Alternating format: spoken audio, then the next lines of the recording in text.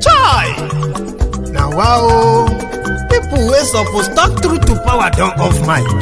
And if we talk, now 500,000 they go summer us, call them hate speech.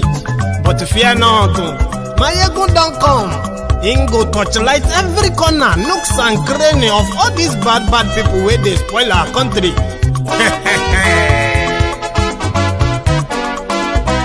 So my people make we loud, oh, yo, yo. Maiyegun don't come, oh, yo, yo. My people make we shout, oh, yo, yo. Maiyegun don't come, oh, yo, yo. Maiyegun don't come, man of the masses, oh, yo, yo. Maiyegun don't come, oh, yo, yo. Maiyegun diary politico, oh, yo, yo. Maiyegun don't come, oh, yo, yo. This one not the off in mind, oh, yo, yo. Maiyegun don't come, oh, yo, yo. And in the touchlight every corner, oh, yo, yo. Maiyegun don't come, oh, yo, yo. Okay, some people be they holla say they want the power. Chai. Them be promise us say we go get light and power. Nah. Them hustle sote they can't get the power. But now they know they do anything with the power. Sure. Every day, dollar just they get the higher power over naira. See them talk say make we off mind. But thank God say Maiyegun don't come. So my people make you loud, oh, yo, yo. Maiyegun don't come, oh, yo, yo. My people make we shout, oh, yo, yo. Maiyegun don't come, oh, yo, yo. Maiyegun don't come, man of the masses, oh, yo, yo. Maiyegun don't come, oh, yo, yo. Maiyegun diary politico, oh, yo, yo. Maiyegun don't come, oh, yo, yo. This one not they off in mind, oh, yo, yo. Maiyegun don't come, oh, yo, yo. Person where they do evil, no one make person talk. Them say that Maiyegun, that man too they talk. He too they talk. Say Maiyegun diary, he they hot like pepper. But every day, then they take money in bulk. Woman picking, they the street they hawk. Still them talk say, make we no talk. But thank God say, Maiyegun don't come. So my people make you loud, oh, yo, yo. Maiyegun don't come, oh, yo, yo. My people make you shout, oh, yo, yo. Maiyegun don't come, oh, yo, yo. Maiyegun don't come, man of the masses, oh, yo, yo. Maiyegun don't come, oh, yo, yo. Maiyegun diary politico, oh, yo, yo. Maiyegun don't come, oh, yo, yo. This man not the off in mind, oh, yo, yo. Maiyegun don't come, oh, yo, yo. Hello there. Good evening, good morning, good afternoon to you from wherever you are watching from. This is Maiyegun live. And thank you so much for waiting, especially the early callers, the early birds. Thank you very much. So I have a lot to share with you tonight. And as usual, it's going to be mixed.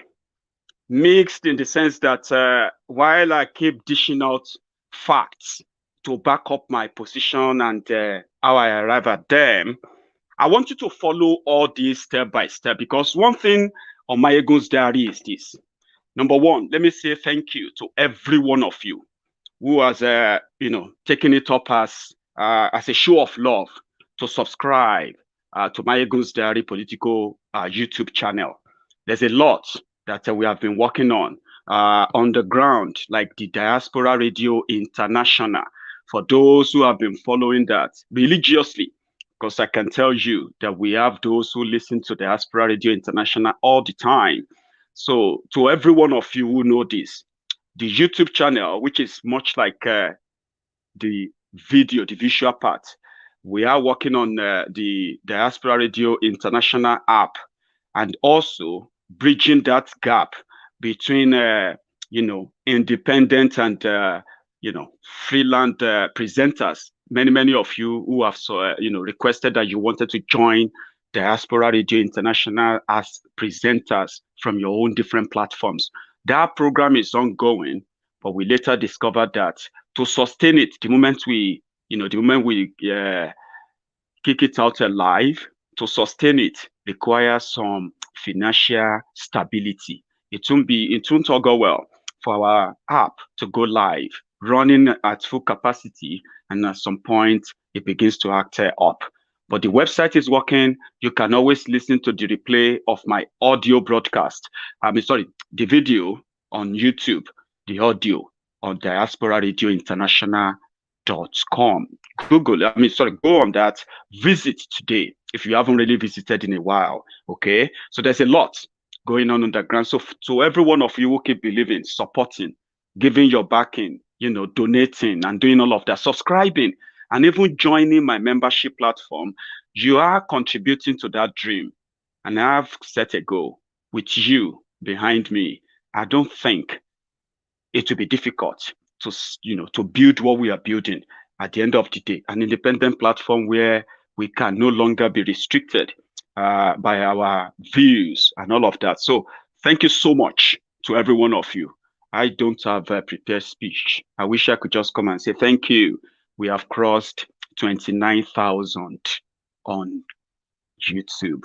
That's a big thing, but I don't know how else to package that and say thank you, other than to genuinely say to you now that you have the opportunity of joining me tonight. So thank you to all of you. If you haven't subscribed on Maiyegun's Diary, you can do it now.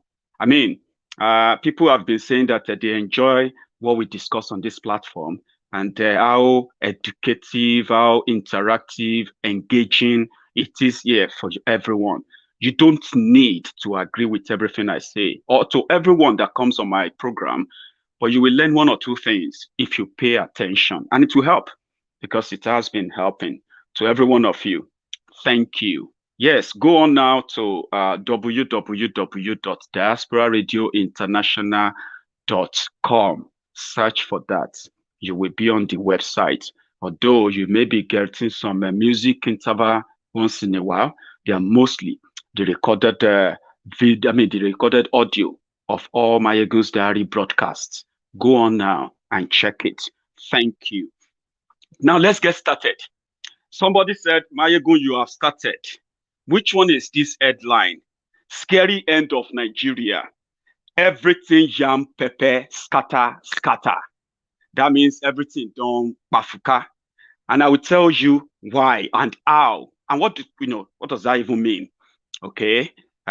Because for the sake of our children, because I've been told that many of my friends, many of you do sit down with your children to watch Maiyegun's Diary.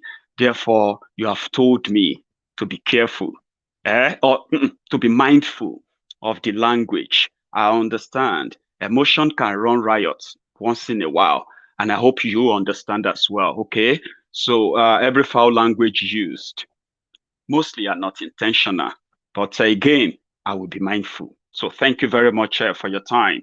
So it's going to be a mix. It is not going to be a news to you that somebody is telling you that everything don't pafuka. Everything is now yam, pepper, scatter, scatter, which Yorubas call issue, ata, yon, yon. Quite ironic, isn't it? Now, here is the fact. A country must have a government, and the people will have to submit their sovereignty to that government. In the process, the government will now guarantee their safety under the law, including protection from any criminal element that is coming after any criminal element. Do you understand that? A country must have a government. That government will exist. We exist according to the choosing of the people, which is the people who submit their sovereignty. The reason why you can't go to market and buy gun and just put it in your bag and walk about is because that right to buy gun or to own gun and who owns gun has been given to the government. So in return, the government is then have to protect you from any danger. Okay? In order for that government to function, after submitting your sovereignty to that government, to decide on your behalf, to buy guns on your behalf, to hire people to protect you as policemen, military, and everything on your behalf, as you have submitted all of that, you are also paying that government. For those of you who are the tax-paying age or you are working, government continue to tax you to ensure that that sovereignty you gave to them to exist is protected, financed to your own satisfaction. That may be too much for an average Buhari Din or Buhari Didiri, but I've been doing this for a while. I will make it easier for you. So now let's go to Nigeria, the context.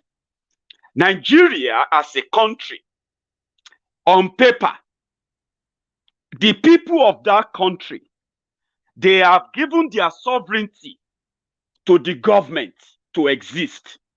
And in return, the government too will have to guarantee their safety, protection of lives and properties. Not just that, the government will also have to ensure that they do everything against anyone or group of people who are hell-bent in making that your comfort to become discomfort. Do you understand that transaction? It's a give and take, okay? Government doesn't exist in vacuum. Normally, when people want to speak grammar, they will use that kind of line, okay? Government doesn't exist in vacuum. It means that something, if it's not because of something, something will not exist. You know what I mean now? But we'll break them down. Without the people, there will be no government. Without the people agreeing for the government to be there will be no government. But for people to agree, that government too has the responsibility. Now, here is where Nigeria don't scatter. In 6 years of this APC, Egbekegbe, things have shifted badly, okay? Economically, internal security, infrastructurally, gone worse. And the borrowing, which actually ruins the economy, by the way, the borrowing and looting of the borrowed money, right, has skyrocketed. I will get to that. But let's pick security, which is the one that is now affecting everybody, okay? As a Yoruba man, from Yoruba land, even though I wasn't contacted, none of my own ancestors was contacted to agree to be part of a country called Nigeria. But politically, we are part and parcel of Nigeria. Okay? Meaning, somehow, there is an agreement between the Yoruba people from Western Nigeria, Southwest Nigeria, that as long as Nigeria will guarantee their safety, the safety of their own, the protection of their own lives and properties, they will be part of Nigeria. They will pay tax to Nigeria. They will do everything to keep Nigeria one. Let's agree on that in context. That's how it should be as a country, Nigeria. The Niger Delta people, the Ijaw people, Ishekiri, and all of them from that part, let's say they also agree to be part of Nigeria because they submitted their sovereignty. Yorubas submitted their sovereignty. The Igbos submitted their sovereignty. In context, by the way, in context, there is nowhere written that this arrangement was ever made. Okay? There's nowhere. Even when they brought Nigeria together, amalgamated Nigeria in 1914, there was no record that all these tribes, all these groups, ethnic groups, and all of them were invited to bring Nigeria. There was no record. But in context, let's say the reason why Nigeria exists is because the Igbo people, the Yoruba people, the Hausa people, the Fulanis, the Jaws, the Shekiris, the BPOs, the, Chukuns, the, all of us, over 200 ethnic groups or tribal groups in Nigeria, agreed to be part of Nigeria as long as Nigeria will protect them and protect their lives. That should be the deal. Let's say that is why Nigeria exists. And the people have given that sovereignty to the existing government. Let's say that is the deal. Now, what is the reality? The reality is that in Nigeria today, the government has failed to the point that the simple job of protecting people's lives has now been put on the table for negotiation. Do you want to stay alive? Here are your choices. It doesn't matter where you come from. Whether you are a Yoruba man, a Hausa man, Igbo man, Fulani man, wherever you come from, it doesn't matter. Do you want to stay alive? Here is the deal. Your land or your life. Wow. That wasn't part of the deal. When this supposed Nigeria should be a country where the people, hypothetically, came together to form a country, one Nigeria. So the federal government has failed in that singular responsibility deal that should keep Nigerians together. Now, here is the reality for the second part. Okay?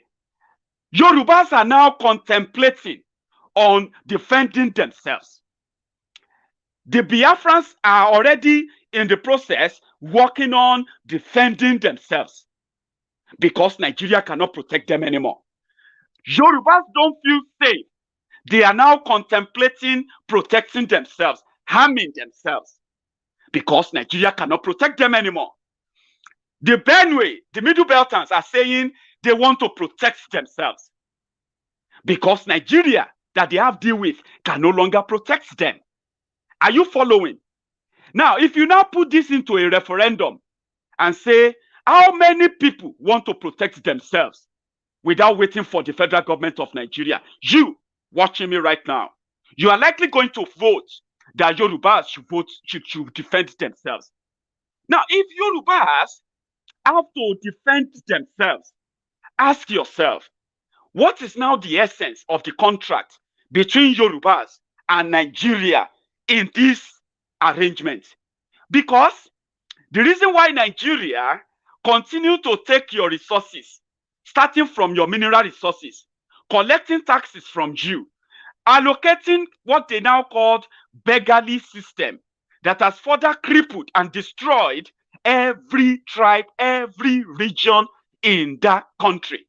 The system, a beggarly system, whereby state governors, local government chairmen, they have to buy tickets, air tickets, and fly to Abuja from Anambra, from Port Harcourt, from Bayelsa, from Odo-Ogbolu, my local government, from, from your local government, from everywhere. They all have to go to Abuja. After the agents of federal government established and planted in different parts of your localities and your tribal land as we speak, after they must have used all the tools in their at their disposal to steal everything they can steal from you, borrow money in your name, but yet cannot protect you. You still have to go to that Abuja to go and beg and say, what do you have for us today? What is the sharing formula this month? How much is a barrel of oil? How much are you giving us? How much are you deducting? A beggarly system that made everyone poorer, including those who pretended to be rich. The wealthy, who are living opulently in the midst of wanton poverty. Do you understand that?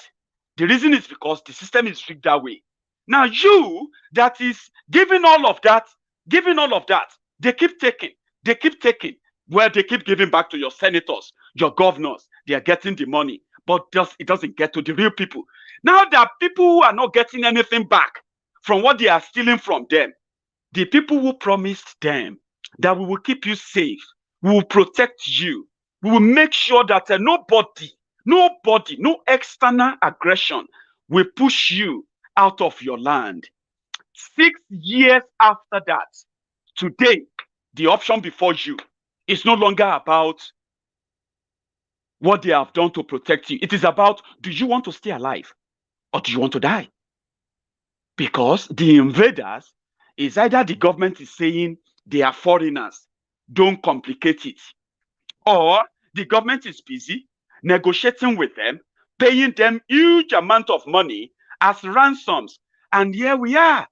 Every tribe is now suffering from what is now called, refugee phobia. People are going to become refugees. Last year, I told many of you, I said, listen, if the federal government of Nigeria can no longer protect Yorubas, that we have to call on OPC. We have to call on Sunday Igboho. We have to start calling on Agbekoya. We have to start calling on so many people to raise money to defend Yoruba land. Why is Yoruba still going to be part of Nigeria? Give me one good reason.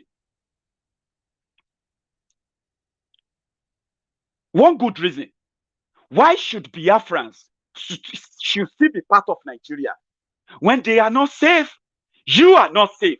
Hausa man is not safe. And let me tell you something. Don't ever think the problem is about Fulani versus the rest of Nigeria only. Or the Fulani versus the southern Nigeria. In northern Nigeria, it is even more grounded. It is war upon war, and there is no chance that the government is going to defend them. No chance. Now, ask yourself, if you have to say, what is the reason why we are still part of Nigeria? Let's analyze it. Is it because Nigerian soldiers, Nigerian military can protect us? Of course not. You know that is not true. They won't protect anybody. You will be sacrificed, you will be punished, you will be for the same people you are reporting of attacking you. You know that is the truth. If you haven't experienced it yet, shouldn't make you doubt it. You would experience it. I hope not, by the way. But the question is, ask yourself, if the Nigerian government no longer have the capacity to defend Nigerians, now Nigerians will have to resort to self-defense. The Minister of Defense says, why are you all cowards? Every time you see terrorist bandits with just 3 ammunition, and once they shoot one, you all run away. You should wait and fight. Then what is now the essence of government? Maybe you haven't really thought about it. I understand. And that is why I always ask, can you please spend just 20 minutes on Maiyegun's diary video? Okay? You can skip it. Just spend 20 minutes on my videos. If you last 20 minutes, you are going to last 1 hour. And if you last 1 hour, you're going to watch a series of my videos that are going to be so kind of, more like your own subconscious mind or your conscience pricking and asking you the right question, making you ask yourself the right questions. Like, okay, let's say we don't understand Oduduwa Republic. We don't understand Biafra. Why everybody is talking about this? We should all come together and fix this country. Ask yourself, fix the country from where? Is it from asking the federal government to protect you and not pay terrorists ransom? Is that where we're going to start from? Or by identifying what really makes you a citizen of Nigeria? What gives you that citizenship? If you don't ask questions, you don't get right answers.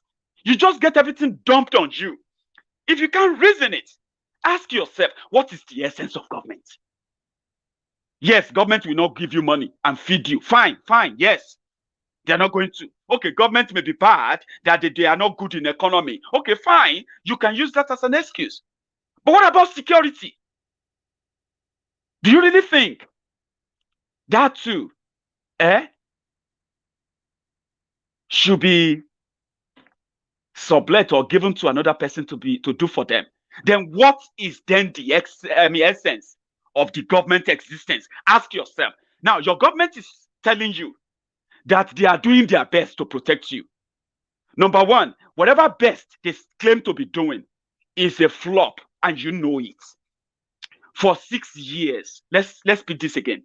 For 6 years, your government under Buhari, before they came to power, we saw the prosecution of arrested terrorist masterminds, those who committed terrorism between 2010 and 2015.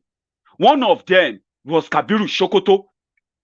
Kabiru Sokoto, who was standing trial for the Madala bombing in Abuja is currently walking free, even though they are saying he is not.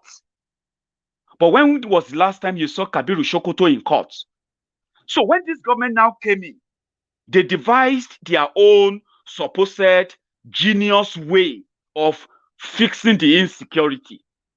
Nigerians were dealing with Boko Haram, then bombing, kidnappings, and all of that. Okay, so this government came in 6 years ago to stop that. That was why they came in. People gave them that sovereignty. Now, 6 years after, the government that promised to end terrorism is now in bed with terrorists, not just in bed and paying them, they are publicly defending them. Do you understand? Now, whatever they claim to be doing to stop the terrorism, ask yourself, for 6 years, has it helped? Now, if your answer is no, maybe not just no, let us put facts behind the reason why it has shown that it's a flop, okay? When they came in, it was Boko Haram. 6 years after, you have Boko Haram of Shekau. You have ISWAP, Islamic State of West Africa Province, a branch of ISIS from Syria. Even in Syria, ISIS no longer exists like they exist in Nigeria. This is under 6 years of a government that came to end terrorism, to protect you. Now, under that 6 years, we now have reformed Boko Haram called Fulani bandits, Fulani herdsmen, and all these kidnappers. Now, they are reformed. They are terrorist group. They have capacity of shooting down aircraft. They have capacity of attacking military bases. They have kidnapped soldiers. They have killed military men. They have killed civilians. They have the capacity to kidnap large number of people undetected, undiscovered, and they have the capacity to sit down with government representatives and cut deals that runs into hundreds of millions of naira, including dollars, in 6 years. Now we have more refugees, more northerners who are now living in IDP camps. IDP camp is a glorified name for refugee camp. Back in the days, it was during the war, you will see refugees. It was during the communal clashes, you will see people moving from their villages to far, far away for safety. During wars, that's when you have refugees. In Nigeria, when Boko Haram came in, they had about 1 million people displaced, living in refugee camps called IDP camps. Today, the numbers of people living in refugee camps across northern Nigeria, even outside Nigeria now, they have now crossed a total of 8 million people. That is just the official figure. What about unofficial figure? Let me show you something, which I'm going to share quickly too. That is the fact. The insecurity has worsened. Now the government is saying it is better to negotiate with the terrorists. In fact, it is the ideal thing. When Laya Muhammad was asked that, but look at all these things now. You can't say you have been fighting the insecurity. And state governors are now telling us that there's nothing wrong in paying bandits who have repented. And, even though they keep kidnapping people, they keep killing people, and they keep collecting ransom, when is going to be the end in sight? The Yoruba land is now under siege. Igbo land is under siege. People are harming themselves to defend their land. And the same federal government is saying, one Nigeria, one Nigeria. You are saying one Nigeria, one Nigeria. Then ask yourself, under what arrangement? That you are going to have to buy a gun and protect your family? Or you have to go and open a bank account, a special fund account for ransom in case if you or any member of your family get kidnapped, so that you can pay ransom. Is that going to be the reality of the new Nigeria? Because the government is practically powerless right now, and they are not hiding it. The governors are publicly campaigning, defending terrorists, telling you why they need to accommodate them. That is a clearer, glaring picture that the government doesn't exist anymore. Because the same people told you, they said, these guys who are kidnapping, raping, killing people, destroying farms, causing this whole disaster, they are not Nigerians. Then Nigeria cannot protect you. What keeps you in Nigeria? What do you think is the reason why you have to stay? Maybe you tell me. Let me take you quickly on a quick journey. The videos I'm going to share in this broadcast today, especially the ones that has conversation from Governor Autumn from Benue, the Benue State Governor. The video of the interview were conducted by Channels Television for Sheikh Gumi, as well as the video of the interview conducted with Professor Laya Muhammad. All these videos are just to tell you that the center can no longer hold. I read a citation on Muritala. Some people who are saying that who watched that video, they were thrilled, and some people were like trying to criticize the position and the points made in that video. We know the history. We know those who have doctored the history. I have more I'm going to share with you. There are others who are criminals of today. People are referring to heroes that are supposed to have been either faced a firing squad for the crimes they committed against Nigeria and Nigerians simply because of the pseudo fake one Nigeria entity. The center can no longer hold. That is the point. If the government can no longer perform the just one duty, one singular duty of protecting you, then the government doesn't exist anymore. That means you don't owe anybody parading himself as a representative of any government. If they are now giving you condition to stay alive. So the credit for these videos goes to Channels Television platform. We give them the credit for this. So let's get started from this part where you will know your government is done for. Number one, the governor of Benue State, after publicly calling out the governor of Bauchi State, Bala Muhammad, Governor Autumn of Benue State is now raising the alarm that all of you, if anything happened to him, simply because of his position on Fulani herdsmen and his position that Bala Muhammad was wrong to tell Fulani herdsmen to carry AK-47 when AK-47 rifles in Nigeria are illegal weapons because they are assault rifles that are only meant for the armed forces of Nigeria. It shouldn't be seen in the hand of any civilian. And Nigerian government doesn't even give license to anybody who buys AK-47. But the governor of Bauchi State publicly came out and defended the Fulani herdsman carrying AK-47 to protect himself against attackers. Professor Gumi also came out to say the reason why a Fulani herdsman is carrying AK-47 is because he is always a constant victim of cattle rustlers, people who steal his cows and sometimes attack and kill him. You know what I mean now? So they are holding these guns to defend themselves. This is the position of most of the political elite and the religious elite from northern Nigeria. But the question that people are asking is this: if a Fulani man has the right to carry AK-47, then what stops others from carrying the same weapon to protect themselves? Now, coming out publicly to disagree with the governor of Bauchi State, Bala Muhammad, Governor Autumn is now raising alarm, right? That his life could be in danger. Let's start from that.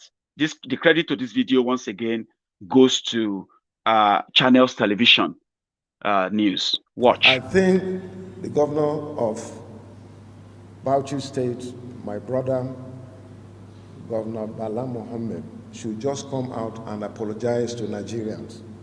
It will be consoling because we all make mistakes. And if he apologizes, it will be appreciated. But to continue to argue is inflicting pains, especially on some of us that have been victims of this Fulani herdsmen. And we're thinking that he's part of the conspiracy to wipe some people away, including Benue State. And this is not correct. And I want to think that with what he said and what those herdsmen wrote to me that they were going to assassinate me, Bala Mohammed is also part of it with what he had said. And if anything happens to me, I don't want anybody to be in doubt. Bala Mohammed should be held responsible, especially his last week outing altered the condemnable remarks he made about Fulani carrying AK-47 and living anywhere.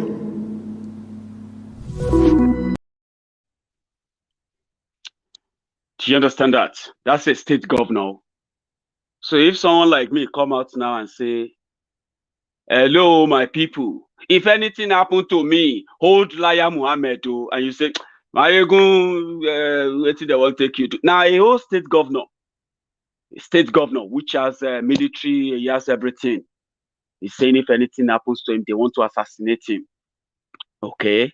If anything happened to him, they should hold his own governor counterpart, somebody who is also a governor from another state. That's how serious this is becoming. Okay? So, not just that, there's also an interview granted today by Sheikh Gumi. I want you to watch that video. Okay? Complete interview there is about 6-7 minutes. I want you to pay attention to detail. Pay attention to every point he's going to make here. And then we can then come back to who is there to guarantee your safety, Sheikh Gumi or the government, federal government of Nigeria. Should you have any condition, what they call conditional protection? Should your government in Nigeria give you conditional protection before you continue to be part of Nigeria? You will ask yourself that question very soon. Please watch this while I take a quick tea break too. But remember, you don't have to continue to do social distancing with with the like under this video. Take a break, okay? Take a break from the chat. Now, close the chat. Go under this video and give me a thumb up. There's a like there. Give it. Then watch this interview. I'll be back in a moment. Okay?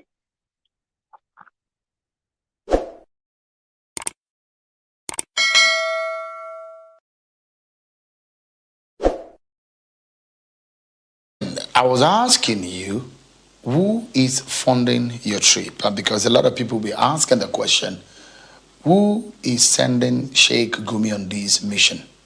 You know, the mission doesn't require much fund. You see, wherever you are, in just a stone thrown to place, you find the Ruga of Fulanis.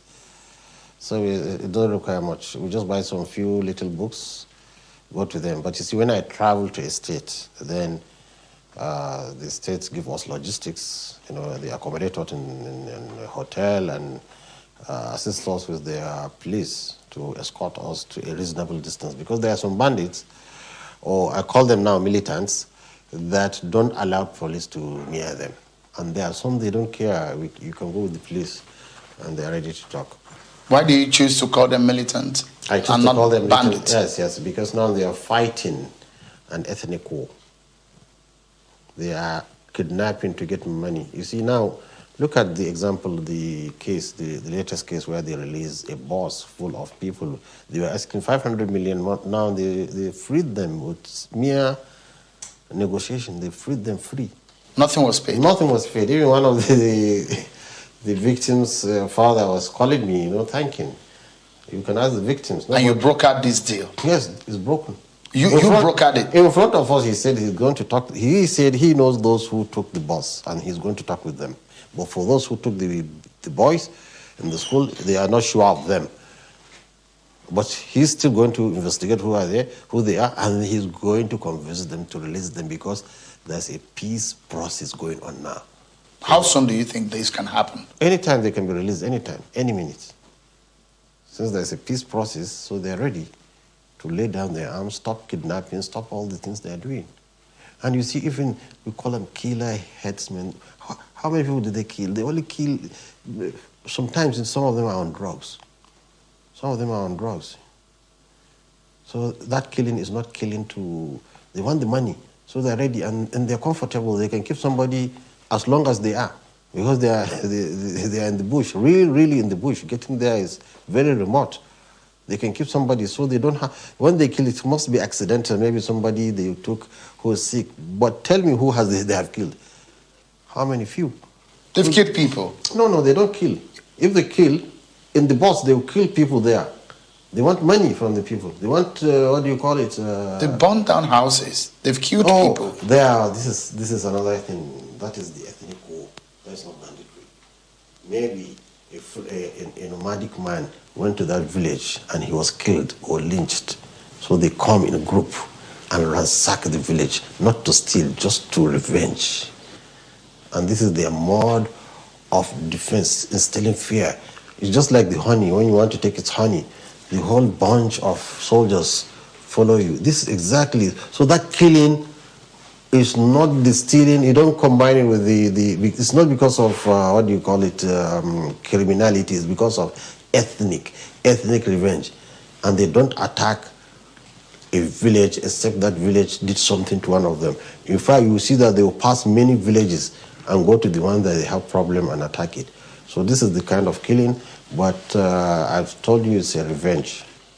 You were being heard, you were heard on a video online that surfaced, and you were making reference to the fact, telling the Fulani community that non-Muslim soldiers were responsible for the atrocities against them, but that the Fulanis retaliate by attacking both Muslims and non-Muslims. What do you mean by that? Okay, this is a misrepresentation, and it's mischievous who does that.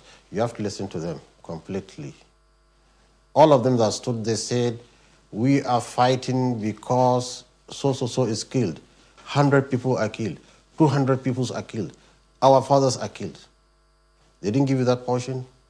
They gave you, and it's the military that is doing that. You don't trust the military? No, they are doing that. So I told them a case, which I can give you a clip. You should play it if you play this. A soldier came to me in 2014, 21st June, on a Friday. A soldier from the 1st Division. He said, I've just come to tell you something's happening. We are sent to fight rustlers, cattle rustlers. But he mentioned names, officers, that we are killing communities of Fulanis.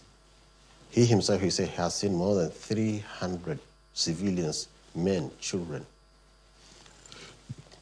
and women killed. By Nigerian military? You'll be surprised. So this is why, look at it this way. It's very important. Because this allegation, Sheikh, this allegation is very grave. Wait. I mean, you're saying that that's why extrajudicial killing by the military. Extrajudicial killing, that was in 2014 in fighting cattle rustlers. The bandits told us when the military first came to fight the rustlers, because they are the first victims of them, they were happy. But when they came, they were killing everybody. Then they turned into now trying to protect themselves from the military incursions. Let me tell you, we have evidence. So now, I'm going to broker a peace with these people, and they know they are the victims of this military excesses. They are. And in the videos, they have told us they have seen more than 100 different people. It's so much successive that it can be untrue. So just to reaffirm that we know what they know. If you look at what is happening, basically, one is curious. Sheikh Gumi is able to trace these bandits to their hideouts and meet with them. Why is it difficult for the Nigerian intelligence community or the Nigerian military to be able to know where these bandits are? They know. They know? They know where they are. They see them by aerial views. They have intelligence among them. I've met a herdsman. I met a herdsman who is part of the internal security. They all know. But the problem, I think now the military has learned its lesson.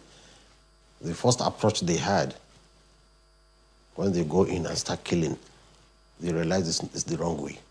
And they realize they are producing a monster. So they are now very careful, watching and studying and seeing how they come about it. The only element now I'm adding value to it is that, look, don't just wait out, just don't wait and watch. Go in and negotiate. I was asked. Did you see all of that? Good. I hope you have also noted your own observations. I'm going to point out my own observations, and I hope many of these observations are same as yours. Okay. To start with, he said that trip was sponsored by the northern governors. He didn't mention that they put them in a hotel and they transported them to where the terrorist stays. Then he went on to talk about why the people are killing people. But he quickly said, when it comes to kidnapping for ransom, Gumi said, well, they take money. They said all they want to do is just take money. They don't kill people. If they kill anybody, maybe by accident, that is the defense. Okay, they are putting forward now. So the defense is that what is wrong in kidnapping people? At least they just kidnap and they collect money. If they kill anybody, it's by accident. They don't mean to. On the one hand, he said the reason why they are doing that is because people are attacking them and they are stealing their cows. Okay, that's the reason why they are doing that, kidnapping people for money, but they don't kill. Then Shehu asked, what about the properties they are burning? Well, it's just like revenge. If any of them is killed for whatever crime they commit, it's not mentioning crime, by the way. Said if any of them is lynched, like a Fulani man is just going out, people will just kill him and lynch him, boom, and they will come back and they will burn down the whole village. And well, fine, they do that, okay. Then he also said that the military knows where they are.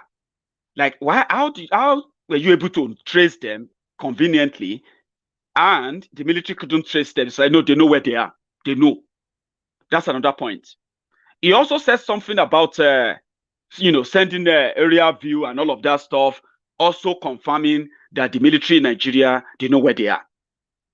Then he also said something about when they said, well, you went to these guys and you told them that it is the Christian soldiers who are killing them, not the Muslim soldiers, and they are turning around to kill children, kill women. When they asked him that, why would you say that? Because that simply, it was like, well, in 2015, a soldier came to him to tell him that they carried out an operation, blah, blah, blah, blah, blah. Now, don't let me bore you with all those trans, okay? The point I'm trying to make is that all this alternative narrative that Gumi is pushing is not alone. It is well programmed, well put together, okay? And this is what they are going to sell to you. But let's start questioning those points. If a Fulani man is kidnapping, killing, destroying properties, okay, kidnapping, killing people, raping and all of that, the reason why he's doing that is because his cows were rusted. They stole his cows. But let's put a fact behind that to disprove that point. In 2015, when Bokwari became the president of Nigeria through the APC, he started something inside the Nigerian army. They called it the task force, Nigerian Army Task Force, anti-cattle rustling task force in Nigerian army. They dedicated a section of Nigerian army to help protect all Fulani herders in Nigeria and protect them for any emergency. They give them a straight dial number whereby anywhere a Fulani man is, he can easily just dial a direct number to the military, that task force. So if you have been seeing military coming to defend the Fulani herdsmen in your area after they have committed all these atrocities, what they are doing is that Buhari put them in place in 2015. Some of you still have that picture of that inauguration. You remember 2015, 2016. So which means there is already a task force given that responsibility to protect genuine Fulani herders, without them having to take up arms and then resulting into raping, kidnapping, and collecting ransom. Collecting ransom to Gumi is not a crime. It's just, okay, how many people have they killed? That one is just nothing. Do you understand that now? That is a narrative they are pushing.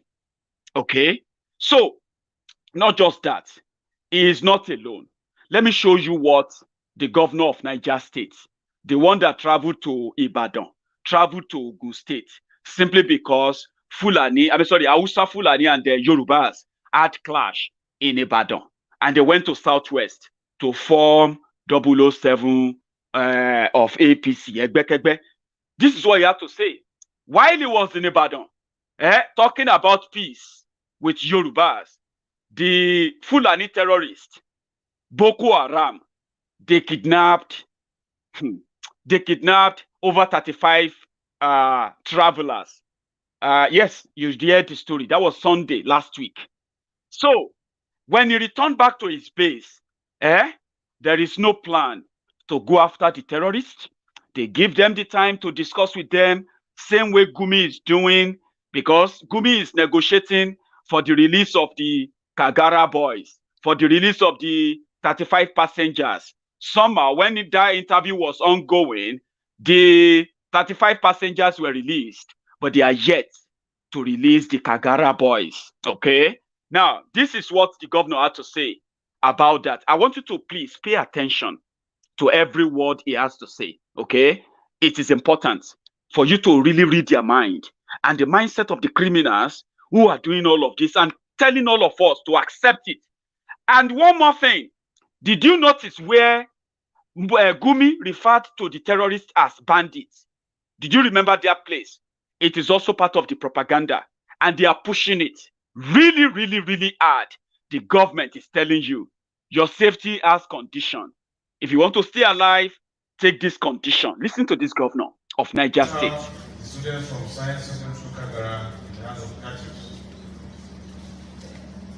And everything is being done to ensure that it is soonest. So I'd like to thank everyone at this moment that has played a role in this effort, for their efforts. I also would like to thank their loved ones for the understanding they've shown in these trying moments. We have made all necessary arrangements to ensure that they go through a thorough medical therapy and evaluation. He is talking about terrorists who took school students, okay? And he also has something to say when he went to possibly brief Bokwari about the progress they are making in paying the terrorists some money. Gumi supports the payment. If terrorists kidnap you and they collect ransom, pay them. That's just what they want. They just want either you pay them that money or your government is ready to pay them. Either way, somebody should pay. It's as simple as that. That shouldn't be a big deal. That is according to Gumi. Okay? But it's not just alone. There are all many state governors, so senators, so rep members, presidency. They are all in on it. It's a big industry right now. Listen to the governor, what he has to say, defending the terrorists. Again. I also understand some of these bandits are tired. They need to be looked after. They need to be we need to train them, to engage them. I think. Do you get that? There is no plan to punish them for the crime they are committing. Rather, let's engage them. They are tired. Let's give them money. Let's do like that. What happened to their victims? Well, Allah will take care of them. Let's just take care of this bandit, okay? Let's just give them money. That is the security of your country they are talking about. If you're a Yoruba man watching me right now, one day, if you continue with this, your one Nigeria, one day you are going to watch your own state governor telling you that these bandits are tired. After they must have kidnapped school children, kidnap you, pay ransom, continue this arson that is going on, okay? One day, you are going to just be watching the screen, watching Maiyegun like this, and you'll be seeing your governor saying, these bandits are tired, they just want peace, let us all look into it. And you'll be sitting down there and be like, Jesus. Yeah. If you don't believe me, wait for it. These are the people. Finally, Boko Haram released the 35 passengers, including children. Who would subject children to this kind of trauma? And when I'm talking about this kind of trauma you're about to watch now, I'm talking about hundreds of thousands of children who have been caught up in this whole insecurity mess. I can't imagine how I'm going to feel when this thing begins to take place in Yoruba land. I don't know if I'm going to be able to contain myself. But watch this. This is like a regular thing in northern Nigeria, okay? Especially in the part where they believe that they are born to rule. No. Watch this. We are within the premises Niger State owned hotel here in the state capital Minna, where the event this afternoon is the handing over of the rescued abductees to their family members who have been anxiously waiting to receive their family members, to talk to them, to see them physically, and at least share the moments with them. So 53 of the rescued abductees are now being handed over to their family members. I tell you, it is an emotional situation here, where we see some of the family members hugging each other, talking to each other, and this is one of the babies. You can see this baby here. It's one of the babies that were kidnapped, among the abductees. So she's back now, and the family is happy to see them together. So the atmosphere here is actually quite emotional, and it's pleasing to know that after 1 week, these abductees are reuniting with their family members. For now, we've not been able to talk with any of the abductees to share with us on their experiences, but they're quite elated.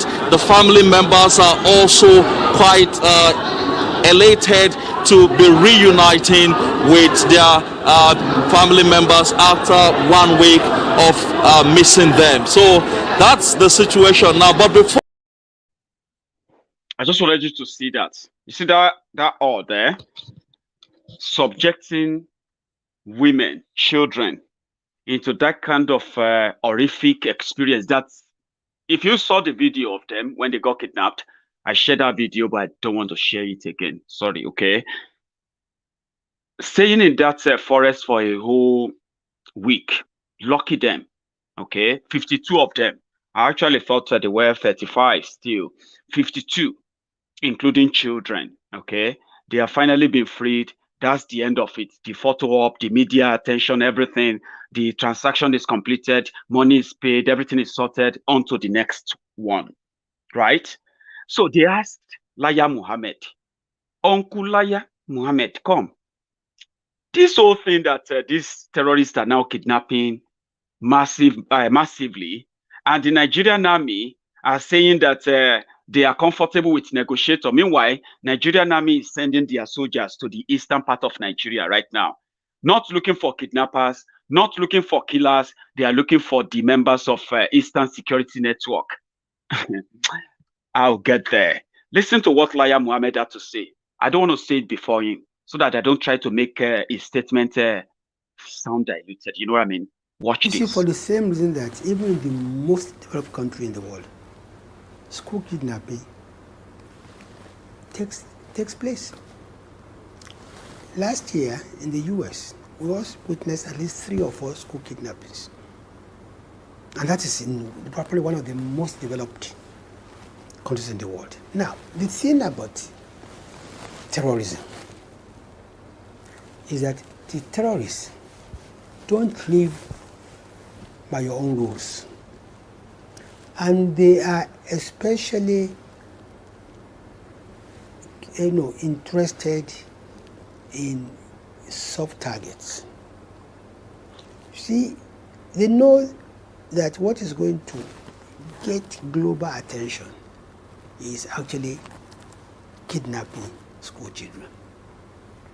And we must be careful also. We can't turn all our schools into barracks. What is important to me is the intelligence gathering, surveillance, rather than the physical presence of the soldiers or policemen. But even the soldiers and policemen are there. And they find out that the lives of the children are at risk. They're not going to dare them. But the truth of the matter is that you are dealing with people who don't think like me and you. You are dealing with people who have absolutely no rules of engagement. You are dealing with people whose motivations are completely different from mine and yours. And anywhere in the world, this is how terrorists, this is how they operate. But the important thing is to learn from what is happening and adapt. For instance, we were in the process of saying, do we close all schools along the borders? But then and then disperse the students to other schools. Where you can have where you can have probably adequate security, so to say. But when you look at Kagara is not really at the outskirts. It shares no boundary with any country. It's about 2 hours drive because of the bad road for Mina. Now, of course, but the important thing is that every security in the world must learn to adapt to the changing tactics of terrorists. You've forgotten that if... I'm sorry, it wasn't intentional to just bore you listening to that. You can see that he is not an intelligent man. Do you know why? When you are lying, you'll be making things up. And that's exactly the word that liar Muhammad lives. He's an old man, or outdated. He's completely outdated. He doesn't even understand what he's talking about. But he's the one, like others, just like a lifeless Bokwari, they are the people who will tell you we have the experience. He's talking about America. And he actually boldly, confidently, that's one thing about him. He tells himself a lot of lies. He's an uneducated illiterate who is just opportuned to be from a country where, well, God help you. That's why somebody like that, you can tell, can't you? Everything he's saying is completely unintelligent. It doesn't make any sense. Okay? He's talking about USA, that there were 3 school kidnapping in USA last year. And he boldly said that to camera. Information minister of a country. Then he started blabbing and blabbing. He was talking about we contemplated of moving school children from the borders to somewhere that is more safe. What does that tell you? It tells you that, number one, the government cannot protect them anymore. So the government is looking into another way of, conceding the territory, all the border towns, to the terrorists and move people to somewhere else that they can assure or guarantee their safety. What does that tell you? Is that something a country that is working should ever be contemplating? I mean, genuinely, it's like America saying we are going to move all the border towns with Mexico, with all this, with Canada and all. We are going to move them away because all those border towns are not safe for Americans to live. But he's making it up. There's nothing like that. Do you understand? He's liar Muhammad. He's just making it up.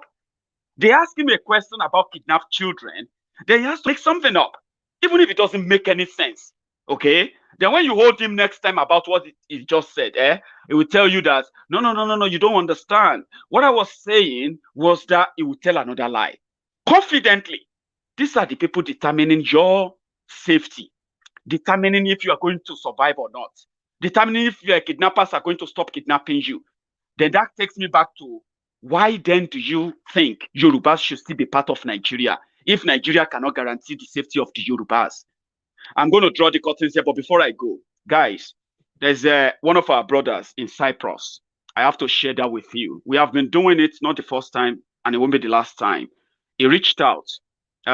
He's having it tough temporarily, and he's asking for our support.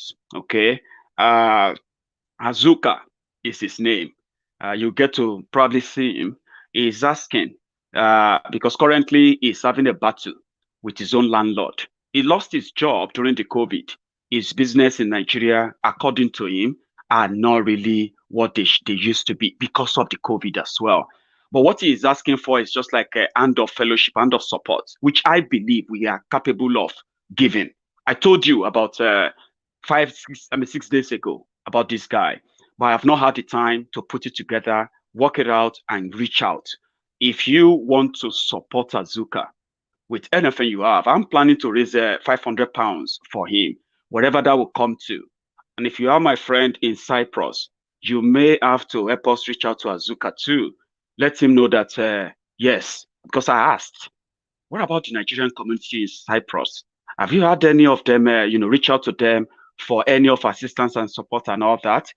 Azuka said, it is not as easy as it is here in the UK, where you can easily, talk to communities of your own people and so many other communities for help in time like this. Azuka is by himself. He sent me some videos, which made me a little bit, especially living in Europe, okay?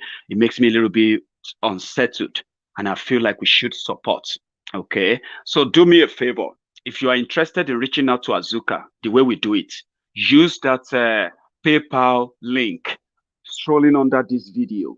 It's so easy. Anything you want to give to Azuka, just attach the message. This is for Azuka, and every penny will be accounted for.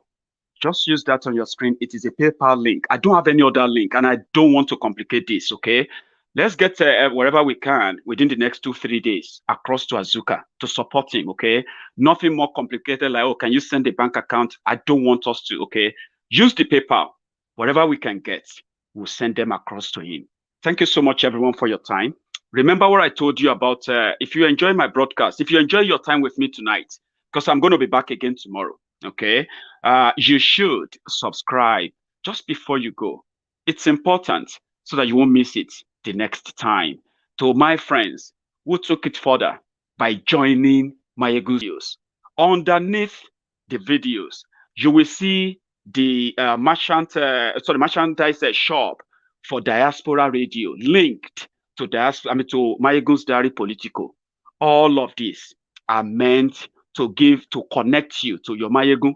I actually have people who really love Maiyegun a lot. Maybe you'll find out as well, okay? Some of you have been ordering from this from the shop for some time now. So I'm saying, if you have ordered, by the way, if you have ordered anything from Maiyegun's Diary shop under any of my video, the shirt, the, whatever you've bought, because I do see your order. Thank you. The company that will send that to you is currently in Germany. So which means you can order from anywhere in the world. I'll share the screen with you before I go, okay? That is the shop under the video.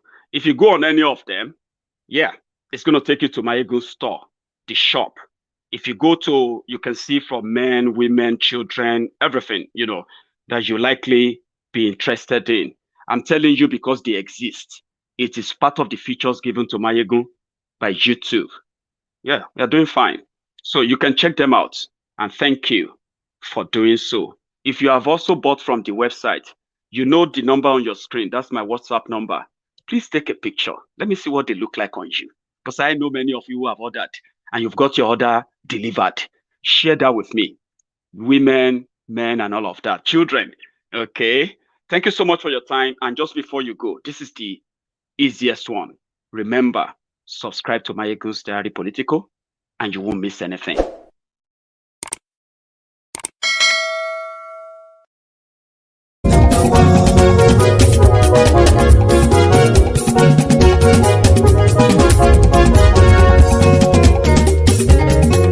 Ani ẹ̀sùn ra kì í.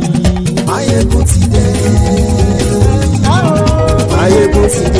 ọ̀jẹ̀lú ẹ̀ súnra kì í. Maiyegun ti dé. Àní ẹ̀ súnra kì í. Maiyegun ti dé. Lórí Facebook. Maiyegun ti dé. Àní ẹ̀ súnra kì í. Maiyegun ti dé. Lórí YouTube. Maiyegun ti dé. Àní ẹ̀ súnra kì í. Maiyegun ti dé. Bọ́ bàbá gbé wúrẹ́. Maiyegun máa wí. Àní ẹ̀ súnra kì í. Maiyegun ti dé. Ijó ìgbádìyẹ. Maiyegun máa wí. Àní ẹ̀ súnra kì í. Maiyegun ti dé. Prẹ̀sìdó bá rúfin o. Maiyegun máa wí. Àní ẹ̀ súnra kì í. Maiyegun ti dé. Gómìnà kówó jẹ. Maiyegun máa wí. Àní ẹ̀ súnra kì í. Maiyegun ti dé. Ọlọ́pàá tí ń darí bá. Maiyegun máa wí. Àní ẹ̀ súnra kì í. Maiyegun ti dé. Aṣòfin tí ń rúfin o. Maiyegun máa wí. Àní ẹ̀ súnra kì í. Maiyegun ti dé. Òpùrọ́ olóṣèlú. Maiyegun máa wí. Àní ẹ̀ súnra kì í. Maiyegun ti dé. Ọ̀jẹ̀lú ẹ̀ súnra kì í. Maiyegun ti dé. Àní ẹ̀ súnra kì í. Maiyegun ti dé.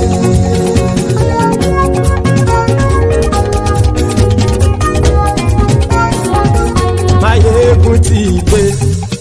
Gbogbo ọ̀jẹ̀lú ẹ̀ súnra kì í. Maiyegun ti dé. Gbogbo ọ̀jẹ̀lú ẹ̀ súnra kì í. Ṣùgbọ́n ní bá ti ṣe èyí tó yẹ kí wọ́n ṣe, ọmọ bá dèrò ní fi wọ́n níran o. Maiyegun ti dé. Gbogbo ọ̀jẹ̀lú ẹ̀ súnra kì í. Maiyegun ti dé. Gbogbo ọ̀jẹ̀lú ẹ̀ súnra kì í. Ṣùgbọ́n ní bá ti ṣe èyí tó yẹ kí wọ́n ṣe, ọmọ bá dèrò ní fi wọ́n níran. Wọ́n fowó bẹ́ẹ̀ o, Maiyegun ó sọ pé wọ́n ò bẹ́ẹ̀. Wọ́n fowó bẹ́ẹ̀, Maiyegun ó sọ pé wọ́n ò bẹ́ẹ̀. Oníkan ṣáàtì ṣe èyí tó yẹ kí wọ́n ṣe fáwọn ará ìlú tó gbé wọn débẹ̀ o. Maiyegun ti dé. Gbogbo ọ̀jẹ̀lú ẹ̀ súnra kì í. Maiyegun ti dé. Gbogbo ọ̀jẹ̀lú ẹ̀ súnra kì í. Ṣùgbọ́n ní má ti ṣe yìí tó yẹ kí wọ́n ṣe, ọmọ bá dẹ́rọ̀ ò ní fi wọ́n níran. Kì máa yí ṣe eré, ọ̀rọ̀ yìí kì í ṣe ẹ̀fẹ̀. Kì máa yí ṣe eré, ọ̀rọ̀ yìí kì í ṣe ẹ̀fẹ̀. Ẹni bá ti lè lẹ́bọ̀ lẹ́rù o, ọmọ bá dèrò kàṣàyè tú wọn síta. Maiyegun ti dé. Gbogbo ọ̀jẹ̀lú ẹ̀ súnra kì í. Maiyegun ti dé. Gbogbo ọ̀jẹ̀lú ẹ̀ súnra kì í. Ṣùgbọ́n ní bá ti ṣe yìí tó yẹ kí wọ́n ṣe, ọmọ bá dẹ́rọ̀ ò ní fi wọ́n níran. Tẹnitẹni ọmọ Maiyegun ọ̀rẹ́ ara ìlú mọ̀mọ́ ni mo fọlọ́run sọ ẹ̀ bá kìlẹ́bù. Lóòótọ́ olódodo ìlú ọ̀tá ìlú mọ̀mọ́ ni ìwọ ṣá máa ń ṣọ́ra kò sì mọ́ bẹ̀rù. Bọ́tà ń lé ibo níṣègùn lé káwọn mọ̀mọ́ fi ṣera wọn ni ó ti dẹrùn tí wọn ò gbọ́dọ̀ sì mọ́ bẹ̀.